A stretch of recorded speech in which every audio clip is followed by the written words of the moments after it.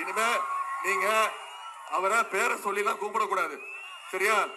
இனிமே அவர் பேர் சொல்லி கூப்பிடக்கூடாது. இனிமே அவரோட பேர் என்ன தெரியுமா?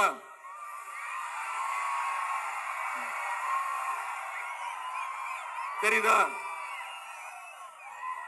இதுதான் இனிமே அவரோட பேரு. பேர் சொல்லுங்க. மிஸ்டர் 29 பைசா. திருப்பி சொல்லுங்க. மிஸ்டர் 29 பைசாவுக்கு பாடம் நடத்தணுமா வேணாமா? இதுவே செல்லா காசுதான். ஜூன் 4க்கு அப்புறம் அவரும் செல்லா காசுதான். இது ஏன் 29 பைசாங்கிறதுக்கும் நான் அவருக்கு ஏன் 29 பைசான்னு நம்ம பேர் வச்சிருக்கோம்ல, அதுக்கும் நான் காரணம் சொல்றேன். ஜிஎஸ்டி வரி கட்டுறோமா?